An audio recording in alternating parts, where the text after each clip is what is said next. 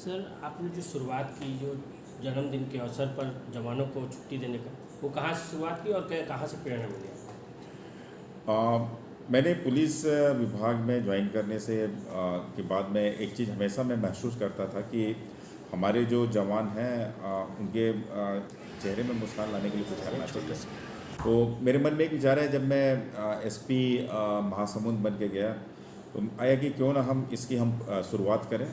और मैंने तकरीबन मैं 1.25 साल एसपी महासमुंद रहा। उस दौरान हमने जितने भी उस परेड में मैंने सभी का एसआर से उनका बर्थडे उसका डेट निकाला और उनको मैंने बर्थडे के दिन उनको बुला के मेरे तरफ से एक ग्रीटिंग कार्ड और एक मिठाई की पैकेट मैंने उनको प्रदान किया। मैंने जो उनके जो एक चेहरे में जो मुस्कान देखी, उसको लगा कि अगर हम अपने पुलिस वालों को अगर चेहरे में हम मुस्कान ले आएँ तो हमारे जो पुलिस के प्रति जो लोगों की एक आम धारणा है कि पुलिस वाले थोड़ा उनका व्यवहार ठीक नहीं रहता। और इसी के मद्देनज़र मैंने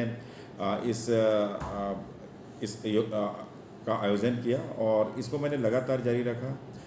इसका मैंने धमतरी में मैंने किया और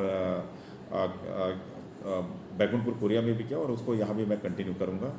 इसमें एक बात देखने को और मिला कि इसमें कई जवान ऐसे थे जिनको उनका डेट ऑफ बर्थ भी भूल गए थे। वो मतलब कभी मनाए नहीं थे वो कि उनका मतलब आज जन्मदिन है। तो हम जब उनको ऑफिस बुलाए सम्मान करने के लिए तो उनको बड़ा वो लगा कि साहब हमको किस लिए बुला रहे हैं। जब यहाँ पर आए, हमने उनको जब ग्रीटिंग कार्ड दिया, मिठाई दिया कि आज तुम्हारा बर्थडे है, आज आप अपना बर्थडे सेलिब्रेट करिए, तो उसके चेहरे में जो एक मुस्कान दिखा वो काफ़ी प्रभावशील रहा। और दूसरा, कई लोग तो आंसू तक निकल आए।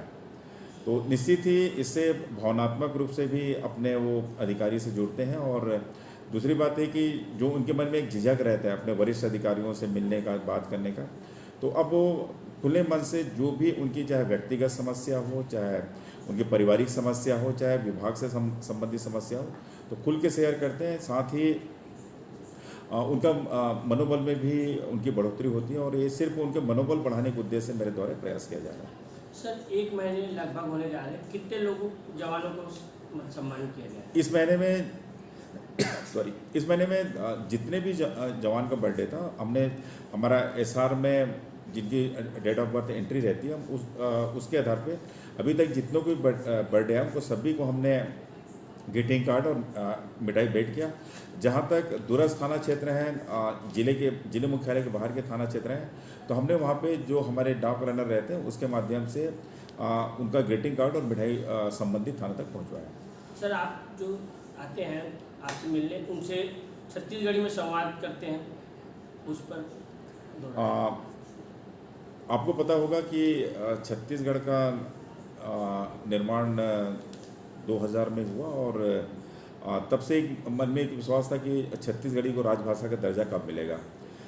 फिर धीरे धीरे छत्तीसगढ़ी को राजभाषा का दर्जा मिला और फिर अब तो छत्तीसगढ़ के राजगीत भी बन गया है, जिसको हम विभिन्न शासकीय अवसरों में हम उसका गायन करते हैं।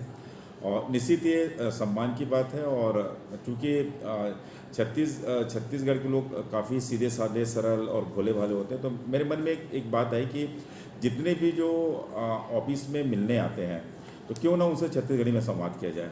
तो मैंने ये वाली परंपरा भी, मैं चौथे जिले का पुलिस अधीक्षक हूँ और मैंने जो भी मेरे पास मिलने आए गाँव के लोग, पहले तो मैं सीट ऑफर करता हूँ बैठने के लिए और उनकी समस्याओं को मैं पूरी सुनता हूँ और उनकी जो भी समस्याएं हैं उनके बारे में छत्तीसगढ़ी में ही संवाद करता हूँ।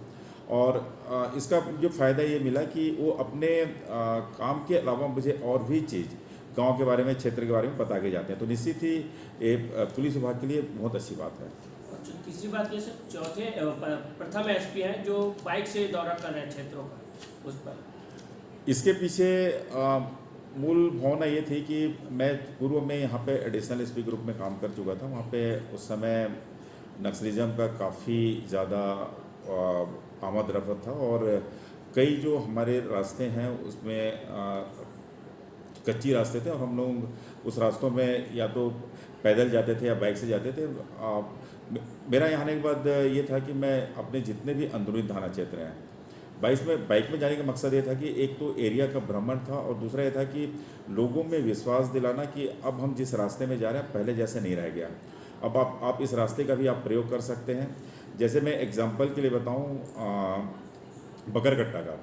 बगरकट्टा जाने के लिए पहले हमको खैरागढ़ से छुई खदान से नर्मदा से 12.5 से फिर बगरकट्टा को जाना पड़ता था। तो हमारा तकरीबन 50 किलोमीटर एक्स्ट्रा हमको घूम के बगरकट्टा जाना पड़ता था।